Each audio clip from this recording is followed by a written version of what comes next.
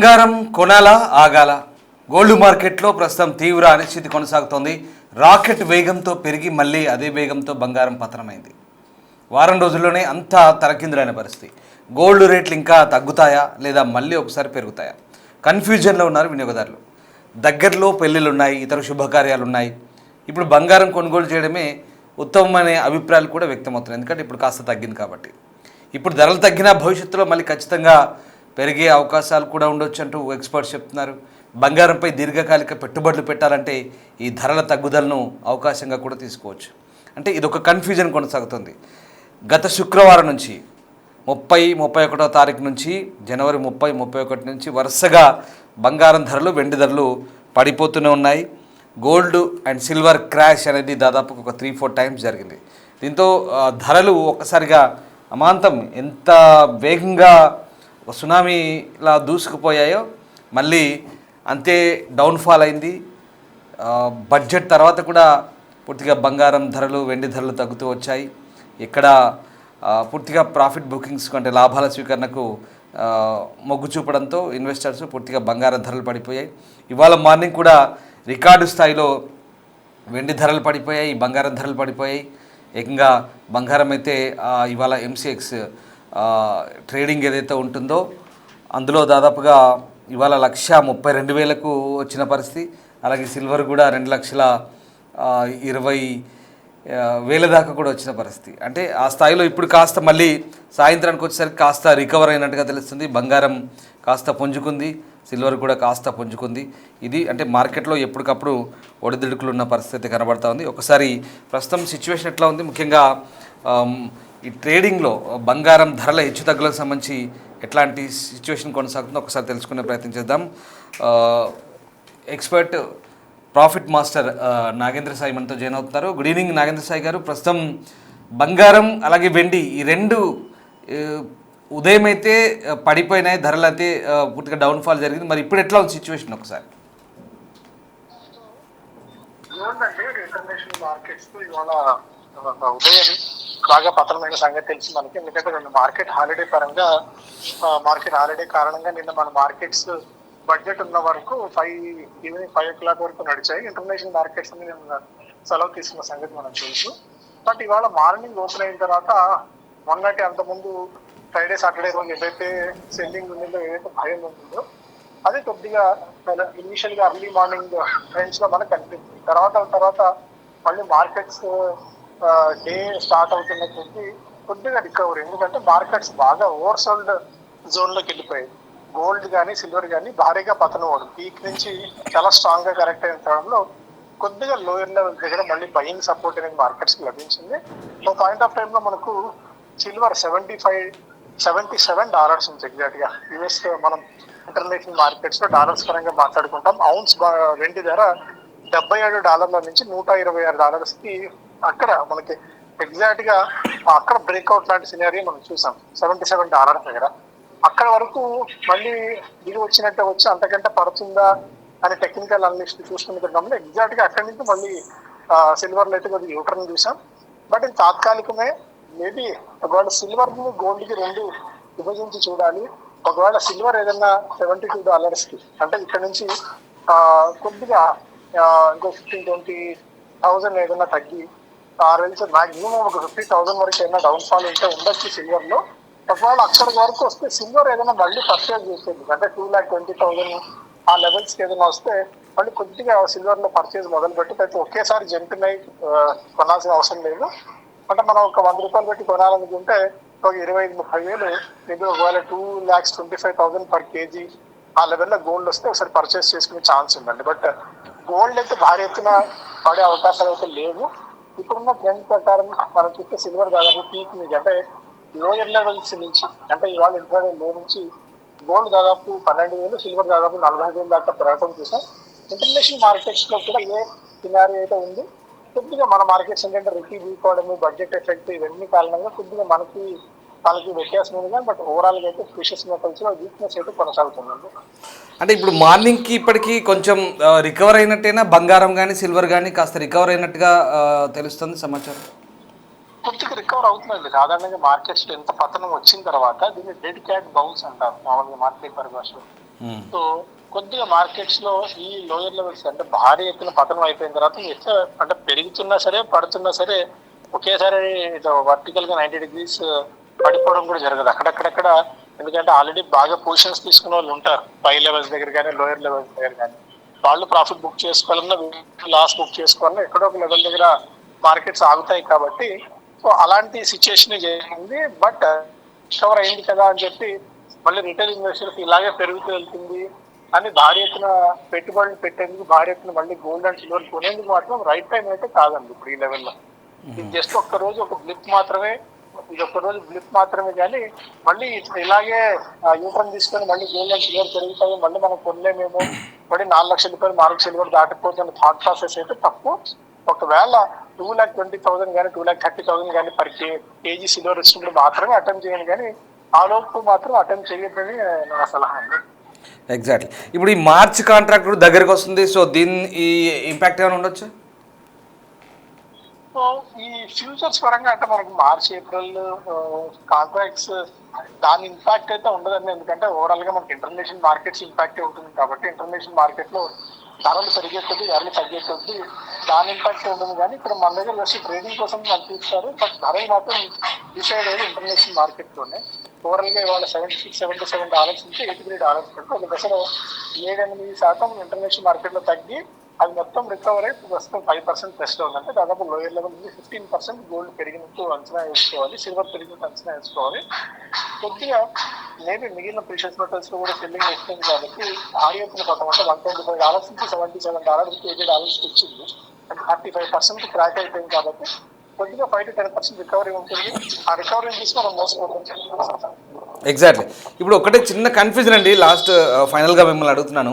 ఇప్పుడు ఈ మొన్న 31st నుంచి మొన్న ఫ్రైడే నుంచి ఇప్పటి వరకు కూడా ఈ గోల్డ్ సిల్వర్ సంబంధించిన వార్తలు అంతా ఒక రకంగా ఈ గోల్డ్ రేట్స్ సిల్వర్ రేట్స్ సంబంధించిన వార్తలకు సంబంధించి కొంత కన్ఫ్యూజన్ అయితే కొనసాగుతుంది. ఇంకా వినియోగదారులు మనం ఒక బెస్ట్ సజెషన్ ఇవ్వాలనుకుంటే అసలు బంగారం కొనాలా వద్దా, సిల్వర్ కొనాలా వద్దా, ఎందుకంటే పెళ్ళిళ్ళ సీజన్ వస్తుంది కాబట్టి శుభకార్యాలు దగ్గర ఉన్నాయి కాబట్టి ఒక మంచి మాట చెప్పాలి, సలహా చెప్పాలనుకుంటే మనం ఎలాంటి ఉత్తమమైన సలహా ఇవ్వచ్చు అంటారు? దీని మీ అబ్జర్వేషన్ ఏంటి ఓవరాల్గా ఇప్పుడున్న సిచ్యువేషన్? సో ఓవరాల్ గా ప్రతి ఒక్కరికి గోల్డ్ తగ్గాలనే ఉంటుంది. బట్ ఏంటంటే ఇది ఒక్క సినారియో కాదు, ఒక దేశం సంబంధించిన సినారియో కాదు, వరల్డ్ సినారియో అంతా ఇందులో ముడిపడి ఉంది కాబట్టి ఖచ్చితంగా ధరలు పెరుగుతాయి లేదా ఖచ్చితంగా ధరలు తగ్గుతాయని అనుకునే స్కోప్ ఎక్కడ లేదు. బికాజ్ ఆఫ్ వేరియస్ ఫ్యాక్టర్స్, దీనికి ఒక్కదానికి కాదు, ప్రపంచంలో చాలా అంశాలు ఇందులో ముడిపడి ఉన్నాయి కాబట్టి. బట్ ఇప్పుడు కొనుగోలు చేయాలి అంటే మాత్రం ఇప్పుడు కూడా స్టిల్ నేను చెప్తాను, ఒకవేళ గోల్డ్ కంటే సిల్వర్ కొంచెం బెస్ట్ బెస్ట్ అవుతుంది. అది కూడా 2,20,000 ఇలా 2,40,000 ఆ లెవెల్స్ లోపు వస్తాయి. అంతకంటే పైన ఉంటే మాత్రం బెస్ట్ చేసి కొనుగోలు చేసింది. ఇప్పుడు కూడా ఒకవేళ 2,20,000 2,30,000 ఆ 2,40,000 ఆ రేంజ్ లోకి వస్తే మీరు ఒకవేళ ₹100 ఇన్వెస్ట్ చేయాలి అనుకుంటే 25 to 30 రూపీస్ మాక్సిమం ఇన్వెస్ట్ చేయండి. లేదు ఎందుకంటే మనం ఒకవేళ పడినప్పుడు కూడా మళ్ళీ ఇంకా ఒకవేళ ఏదైనా పడితే మళ్ళీ కొనుగోలు చేసి యావరేజ్ చేసేందుకు మన దగ్గర స్కోప్ ఉండాలి. అండ్ ఇంకొక విషయం ఏంటంటే బయట మార్కెట్ లో సిల్వర్ లేదండి, సిల్వర్ దొరకట్లేదు. సిల్వర్ కి ఫిజికల్ డిమాండ్, ఎందుకంటే ఇప్పుడు మనం కొనేదంతా ఇప్పుడు చూసేది ఎంసీఎక్స్ లో కానీ అరంత డిజిటల్ గోల్డ్ కొన్నా ఈటీఎఫ్ తీసుకుని అంతా పేపర్ గోల్డ్ అది. So 1 kg silver market physical లో 1 kgకి అక్కడ 400 kgలు సేల్ అవుతూ ఉంటుంది అంటే ఈటీఎఫ్ లో. సో ఫిజికల్ గోల్డ్ నిజంగా అంత కన్సంప్షన్ వస్తే ఫిజికల్ గోల్డ్ కావాలి అంటే మనకు బయట మార్కెట్ లో 20-30 అంటే ఈ రోజు మార్కెట్ పేపర్ రేట్ కంటే 30,000 25,000 అధికంగా పెడుతుంది, మనకు సిల్వర్ దొరకట్లేదు. అంటే ఇప్పుడు మనకు స్పాట్ మార్కెట్లో ధర తగ్గినా రిటైల్ రేట్లు తగ్గట్లేదా అనే ఒక రిటైల్ రేట్లు లేవండి. రిటైల్ రేట్లు పేపర్ మార్కెట్ తో సంబంధం లేకుండా ఉన్నాయి. ఎందుకంటే రిటైల్ సిల్వర్ దొరకట్లేదు. ఫిజికల్ డిమాండ్, ఫిజికల్ సిల్వర్ కి బాగా డిమాండ్ ఉంది ఇప్పుడు, అంటే జనాలు ఒక్కసారిగా ఎగబడటం వల్ల. సో ఫిజికల్ సిల్వర్ దొరకట్లేదు. ఒకవేళ మీరు ఏదైనా ట్రై చేద్దాము, ఇన్వెస్ట్మెంట్ కాదు, రేపు పొద్దున ఏదైనా మ్యారేజ్ ఉంది అరేంజ్ ఫంక్షన్ ఉంది అనుకుంటే ఈ పేపర్ గోల్డ్ కొనే బదులు ఫిజికల్ గోల్డ్ ట్రై చేయండి ఒకవేళ దొరికితే. అంటే ఒకవేళ మనం అనుకున్న ప్రైస్ రేంజ్ లోకి వస్తే. బట్ గోల్డ్ అనుకుంటారా, గోల్డ్ ఆటోమేటిక్ గా మార్కెట్స్ లో చాలా రీసైకిల్ గోల్డ్ దొరుకుతుంది. గోల్డ్ కి ఎలాంటి డోకా లేదు. పీక్ లెవెల్స్ దగ్గర చాలా మంది అమ్ముకున్న వాళ్ళు కూడా చూసాం, 1,40,000 1,50,000 దగ్గర ఆ రేట్స్ దగ్గర పాత గోల్డ్ అమ్మి రీసైకిల్ చేసుకున్న వాళ్ళు, పాత గోల్డ్ అమ్ముకున్న వాళ్ళు కూడా చాలా మంది ఉన్నారు. కాబట్టి గోల్డ్ కి ఇబ్బంది లేదు ఫిజికల్ గా కొనాలంటే. బట్ సిల్వర్ దొరకట్లేదు కాబట్టి ఒకవేళ ఏదైనా మనం అనుకున్న లెవెల్స్ ఉంటాం ముందు 2,20,000 2,40,000 ఆ రేంజ్ ఏదైనా సిల్వర్ ఒకవేళ వస్తే, ఎందుకంటే అక్కడి నుంచి అప్టిక్ తీసుకుంది బాగా, ఒక బ్రేక్అవుట్ లాంటి సినారియో మనం సిల్వర్ లో చూసాం. ఆ లెవెల్స్ వస్తే సిల్వర్, ఫిజికల్ సిల్వర్ ఏమన్నా ట్రై చేయండి. అది కూడా మనకి మనం గురించి చెప్పినట్టు 100కి వస్తే 30 రూపాయలు మాత్రమే కొనండి. మళ్ళీ అవసరం ఉంటే ఏదైనా పడితే మళ్ళీ కొనుగోలు చేసుకుని మనకి క్యాష్ లో ఉంటుంది. అని నేను ఒక్కటి చెప్తాను ఏంటంటే, ఇన్వెస్ట్మెంట్ వేరుగా చూడాలి, ఫిజికల్ కన్జంప్షన్ వేరుగా చూడాలి. రేపు పొద్దున పెండి ఉందంటే ఆటోమేటిక్గా మనం రేట్ ఎంతైనా తీసుకోక తప్పదు. మళ్ళీ ఒకవేళ పెరిగినా తగ్గినా మనం దాన్ని అమ్ముకోలేము, మన దగ్గర ఉంచుకుంటాం. ఒకవేళ పెరిగితే అమ్మ మన దగ్గర గోల్డ్ పెరిగింది కదా అని సంతోషపడతాం, తగ్గిందని బాధపడతాం తప్ప దానికి ఫిజికల్ దానికి వాల్యూ అంటే ఏమి ఉండదు. సో వాళ్ళు ఇన్వెస్ట్మెంట్ పాయింట్ ఆఫ్ వ్యూలో చూస్తే అంటే ఈటీఎఫ్ ఇన్వెస్ట్ చేసినా ఆ రైల్స్ మనం ఇలా డిజిటల్ గోల్డ్ కొన్నా కూడా ఇన్వెస్ట్మెంట్ పాయింట్ ఆఫ్ వ్యూలో చూస్తే నిజంగా మనం పెట్టిన డబ్బులో 10% ఆర్ 15% ఎంత రిటర్న్ వర్కౌట్ అవుతుంది, ఆ రిటర్న్ బేస్ చేసుకుని మనం చూసుకోవాలి. అందుకని దాన్ని దీన్ని మిక్స్ చేయకుండా మనకు నిజంగా ఇన్వెస్ట్మెంటా లేకుంటే ఫిజికల్ కన్జంప్షన్ యొక్క క్లారిటీ తెచ్చుకొని తర్వాత ఇన్వెస్ట్ చేయమని చెప్తాను. ఎగ్జాక్ట్లీ. ఇప్పుడు ఈ సాయంత్రం 7 మళ్ళీ అమెరికా మార్కెట్ ఓపెన్ అవుతుంది. ఇప్పుడు ఈ ఫెడ్ సిగ్నల్స్, తర్వాత మార్జిన్ తగ్గింపు, తర్వాత ఈ జియో పాలిటిక్స్ ఇష్యూస్ ఇవన్నీ కూడా కలగలిపి ఒక్క అవగాహనకు అంచనాకు వస్తే కనుక మళ్ళీ ఎలా ఉండబోతుంది ఇవాళ ఎండింగ్ కల్లా ఈ ఎంసీఎక్స్ ఎట్లా ఉండబోతుంది అంటారు? ఎంసీఎక్స్ నేను పరిగణలోకి తీసుకోండి, ఎందుకంటే ఎంసీఎక్స్ అంటే మనం చేసుకో రూపీ టర్మ్స్ లో మాట్లాడుకోవడానికి పనికొస్తుంది. బట్ ఓవరాల్ గా ఇంటర్నేషనల్ మార్కెట్ మనకి ఆల్రెడీ మార్కెట్ ట్రేడ్ అవుతుంది కాబట్టి గోల్డ్, సిల్వర్, సో ఇదే సినారియో కంటిన్యూ అవుతుంది. మేబీ ఎందుకంటే లోయర్ లెవెల్ నుంచి బాగా 15% దాకా సిల్వర్ ని కింద లెవెల్ నుంచి బయట తీసుకెళ్ళారు కాబట్టి కొద్దిగా ఇక్కడ స్టెబిలైజ్ అయ్యే ఛాన్సెస్ కనిపిస్తున్నాయి. అంటే భారీ ఎత్తున ఫాల్ మళ్ళీ వస్తుంది ఇమీడియట్ గా అయితే అనుకోవట్లేదు. మేబీ ఇక్కడ ధరలు కొద్దిగా స్టెబిలైజ్ అయ్యే ఛాన్సెస్ ఉన్నాయండి. Exactly right. Yes, thank you very much Nagendra Sai గారు.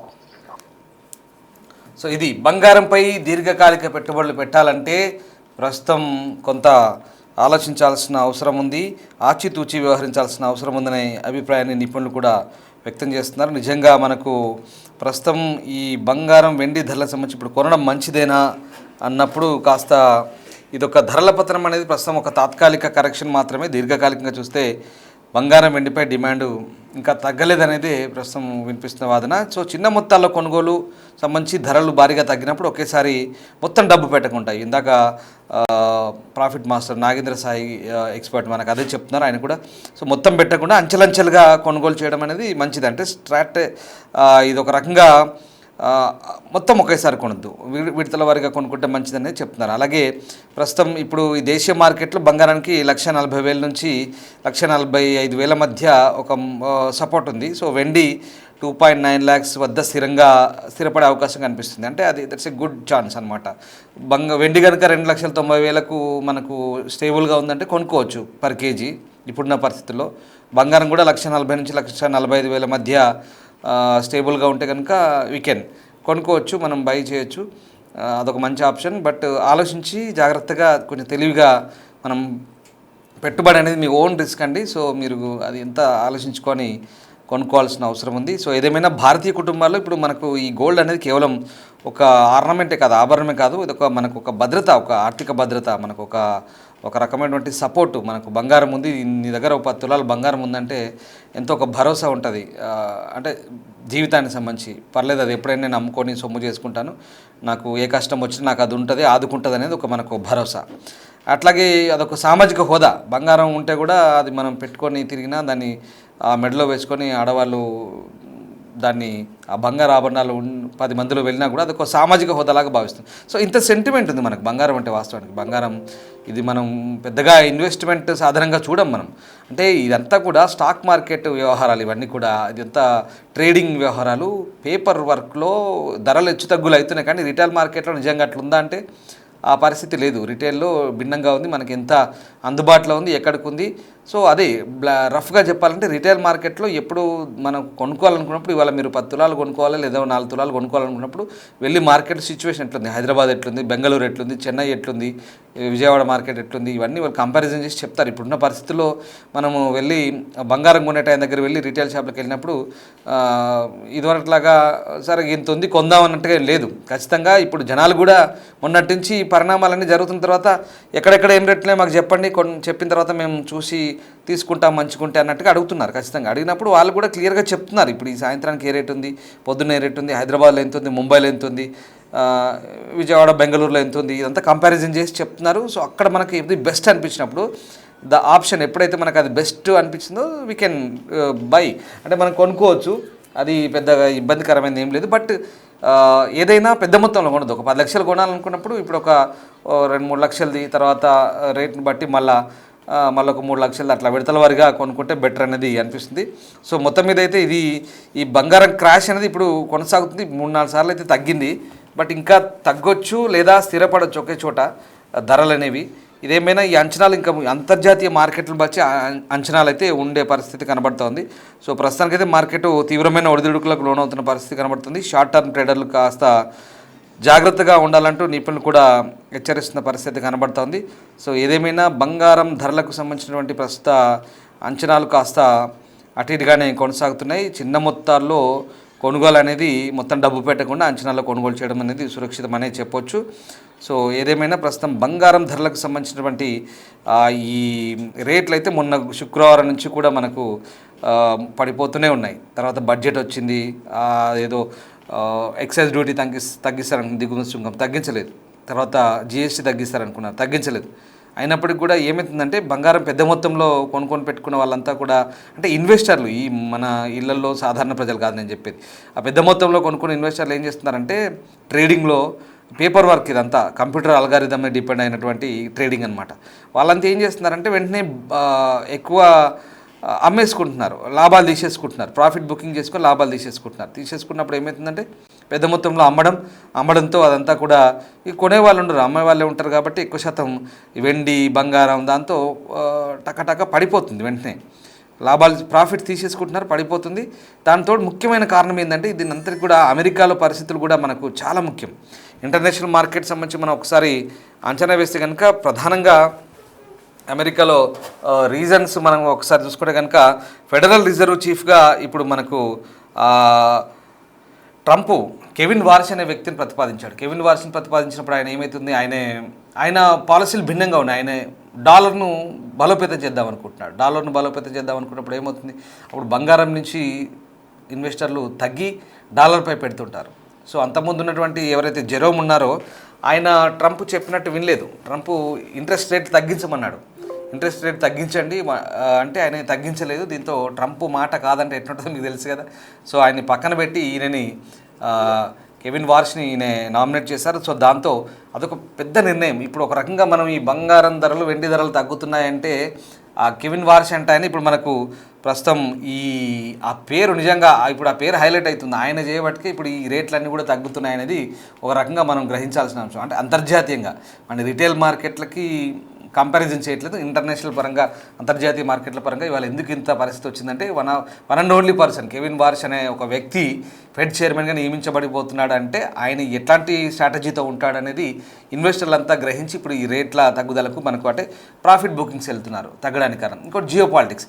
ఇప్పుడు నిన్న మొన్న దాకా తాజాగా ఇప్పుడు ఈ జియో పాలిటిక్స్ సంబంధించినటువంటి ఇష్యూస్ ఏవైతే ఉన్నాయో కొంచెం చల్లబడ్డాయి. మళ్ళీ తాజాగా నిన్న ఇరాన్ ప్రెసిడెంట్ ఏమంటున్నాడు, అమెరికా దాడి చేస్తే మేము ఊరుకుంటామా, మేము కూడా మళ్ళీ అటాక్ చేస్తామంటున్నాడు. మళ్ళీ దానికి ట్రంప్ కౌంటర్ ఇచ్చాడు. అంటే చూస్తూ ఎవరు ఊరుకోరు, అప్పుడు ఇక మీ దేశాన్ని పట్టణంలో లేకుండా చేస్తామంటే ఆయన మళ్ళీ జియో పాలిటిక్స్ అంటే ఇక్కడ భౌగోళిక రాజకీయాలు ఏవైతే ఉన్నాయో మళ్ళీ కొంత టెన్షన్స్ మళ్ళీ పెరిగినప్పుడు ఏమవుతుందంటే అప్పుడు మళ్ళీ కొంత డిఫరెంట్గా ఉంటుంది మార్కెట్లో. మళ్ళీ ఇదేదో తేడాగా ఉందని చెప్పేసి జనాలు కొంత ఇన్వెస్ట్మెంట్ల విషయంలో ఎక్కడేది సురక్షితం అనేది ఆలోచిస్తుంటారు. ఇవాళ మార్నింగ్ ట్రేడింగ్ వస్తే కనుక ఖచ్చితంగా వెండి 12% పడిపోయింది, సిల్వర్ అలాగే బంగారం కూడా 9% వరకు పడిపోయింది. కానీ మళ్ళీ అది కొంచెం పుంజుకొని మధ్యాహ్నం కల్లా 6% గోల్డ్ అయిపోయింది. వెండి కూడా అట్లే కంటిన్యూ అయింది. బట్ ఇప్పుడు ఈవినింగ్ వచ్చేసరికి మాత్రం కొంచెం రికవర్ అయింది. మళ్ళీ బంగారం రికవర్ అయింది. అంటే రికవర్ అయిందంటే ధరలు మళ్ళీ కొంచెం స్టేబుల్కి వచ్చేస్తాయి. అంటే తగ్గలేదు, తగ్గిన ధరలు మళ్ళీ కొంత పెరిగి మళ్ళీ యాజ్ ఇట్ ఈజ్గా సమానంగా వచ్చేసినాయి. బట్ సిల్వర్ కూడా కొంత పెరిగింది. అంటే తగ్గిన దానికి మొత్తం పెరగలేదు, బ్యాలెన్స్ కాలేదు. బట్ తగ్గిన దాంట్లో సగం కొంచెం మళ్ళీ హెచ్చు పెరిగిన పరిస్థితి. ఈ రకంగా హెచ్చు తగ్గులు ఉంటాయి, మనం ఆలోచించుకోవాలి. ఇదంతా కూడా స్టాక్ మార్కెట్ ఇష్యూస్. టెక్నికల్గా చూడాల్సి వస్తే కనుక మనకు stock market issues. Retail market వ్యవహారాలు వేరు. రిటైల్ మార్కెట్లో ఎప్పటికప్పుడు ధరలు అంటే దీనికి అనుగుణంగా ధరలు ఉంటాయి, కానీ కొంచెం భిన్నంగా ఉంటాయి. సో మీరు పెట్టుబడి పెట్టాలా వద్దా అనుకున్నప్పుడు ఇవన్నీ కూడా రఫ్గా ఏం లేదు. ఇప్పుడు మీరు కొనాలనుకున్నప్పుడు వెళ్ళి అక్కడ ఆ ధరల పట్టికను కనుక్కొని ఎప్పటికప్పుడు మిగతా వాటితో కంపారిజన్ చేసుకొని కాస్త జాగ్రత్తగా ఆలోచించుకోవాలి. బట్ ఇన్వెస్టర్స్ గురించి చెప్పాలంటే కనుక, పెట్టుబడి పెట్టే వాళ్ళ గురించి చెప్పాలనుకుంటే కనుక జాగ్రత్తగా అడిగివేయాల్సిన పరిస్థితి. ఆచితూచి ఇన్వెస్ట్మెంట్ పెట్టాలా వద్దా, ఇంకొక 2 రోజులు ఆగాల, ఏదేమైనా ఇవాళ నైట్కు క్లారిటీ వచ్చే అవకాశం ఉంది. ఈ నైట్ ట్రేడింగ్ మూస్తే కనుక ఇవాళ ఎట్లా ఉండబోతుంది, మళ్ళీ రేపు ఎట్లా ఉండబోతుంది, మోస్ట్లీ తగ్గొచ్చు, పెరిగే ఛాన్స్ అయితే లేదు. ఫైనల్గా మనం చెప్పొచ్చేది ఏంటంటే ఇప్పుడైతే బెస్ట్ ఆప్షన్, అది ఇక మీ ఇష్టం, అంటే మీ ఓన్ రిస్క్ అది. ఇప్పటికైతే ఓకే, కాస్త బెస్ట్ ఆప్షన్ అని అనిపిస్తోంది ఉన్న రేట్ల పరంగా. అంటే మొన్నటితో చూస్తే ఇప్పటికైతే బెస్టే. మొన్న ఫ్రైడే నుంచి తగ్గుతూ వస్తున్నాయి, దాంతో కంపారిజన్ చేసుకుంటే ఇప్పుడు బెస్టే. బట్ ఇలా వెళ్ళి ఒక దగ్గర ఆగుతాయా, తగ్గుతాయా, ఇంకా ఈ అప్ అండ్ డౌన్స్ అప్ అవుతుందా డౌన్ అవుతుందా తెలియదు. 1 or 2 days ఖచ్చితంగా, ఇంకొక రోజు వెయిట్ చేస్తే మనకు ఎవ్రీడే ఇలాగే ఉంటుంది. ఖచ్చితంగా మనం అంచనా వేయలేని పరిస్థితి. సో మార్కెట్ ఒడిదుడుకులను చూస్తూ మనం లెక్కలు వేసుకుంటూ జాగ్రత్తగా వెళ్ళాల్సిన అవసరం అయితే డెఫినెట్గా ఉంది. దీనికి ఖచ్చితంగా నేను మళ్ళీ అదే చెప్తున్నాం మీకు, ఈ విశ్లేషణ ఏదైతే ఉందో ఇది మేము మార్కెట్ స్థితి బట్టి, అక్కడ వంటి ట్రెండ్స్ని బట్టి, ఆ ఒడిదుడుకులను అనుగుణంగా మీకు మేము సమాచారం అందించే ప్రయత్నం చేస్తున్నాం. ఎప్పటికప్పుడు మార్కెట్లో ఏం జరుగుతుందో, ట్రెండ్స్ ఎట్లా ఉన్నాయి మీకు ఎక్స్ప్లెయిన్ చేసే ప్రయత్నం చేస్తుంటాం. ఇక కొనాలా వద్దనేది యువర్ ఓన్ రిస్క్ అండి. మళ్ళీ చెప్తున్నాం, వ్యూవర్స్ అడ్వైస్ అదే చెప్తున్నాం. మీరు సొంతంగా మీ విచక్షణ బట్టి నిర్ణయం తీసుకునే ఆలోచనప్పుడు ఎవరైనా తెలిసిన వాళ్ళని, ఎక్స్పర్ట్స్ని అడిగి ఎప్పుడు కొంటే మంచిది, ఎప్పుడు బెటర్, ఎప్పుడు కాదు అనేది, that's your own risk. Thank you very much.